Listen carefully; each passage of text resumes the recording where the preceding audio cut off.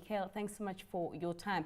So we're talking about an energy storage market that is fast growing, expected to reach some $350 billion by 2030. It's just around the corner. How are you positioning yourselves to benefit from this? Yeah.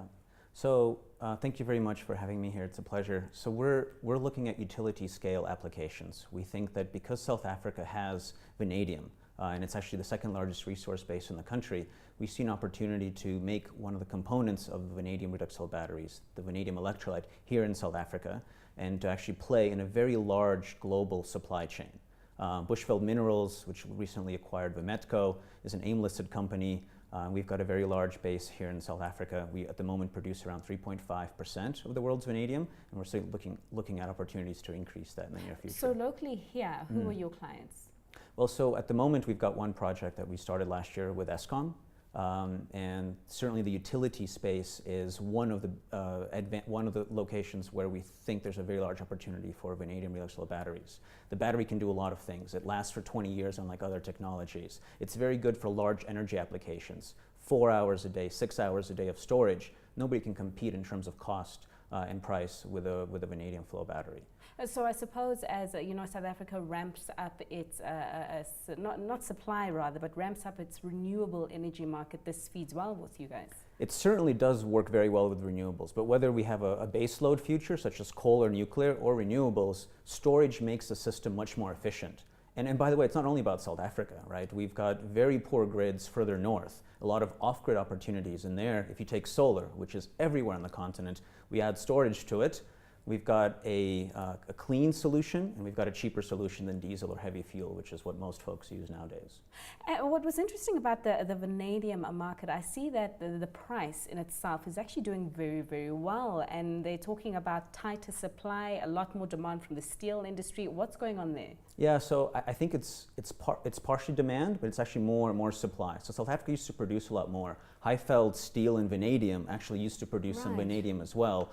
Now that that's shut down, it's no longer putting any vanadium on the market. It's interesting how South Africa can actually impact the global market sometimes, and this is one of those cases. Also, we're seeing more demand in China because the vanadium is used outside of storage primarily in steel.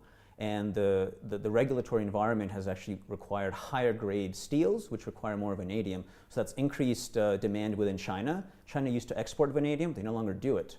So that creates an opportunity for other countries that do have vanadium, South Africa having the second largest, to either export it or to get into the energy storage space, while China is basically more focused on their domestic market.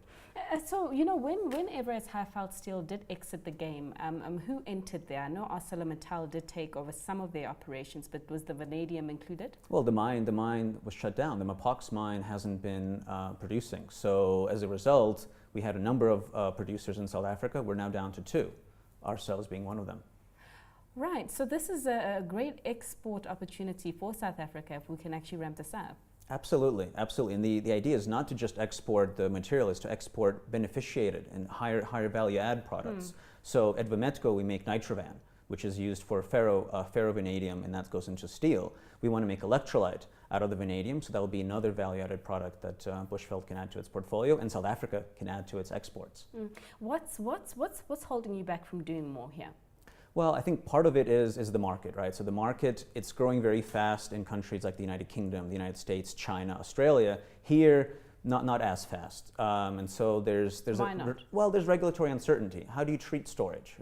Is it generation, or does it require licenses for that, or is it actually part of distribution and transmission? So some regulatory clarity and maybe just flexibility would be a plus. The other, this business model takes a little bit of time. We've been working together with the IDC on the manufacturing side, and you want to make sure that your I's are dotted and your T's are crossed, that you're making an investment that's not going to be a white elephant. So that's what we've been working on the last year and a half, and if all goes well, we'll hopefully be producing next year. Oh, next year. Okay, that was my next question. But thanks so much for that. Join us in studio when that production does kick off. But thanks so much. Thank you. I'm saying goodbye to Mikhail Nikomarov, who is the CEO of Bushveld Energy.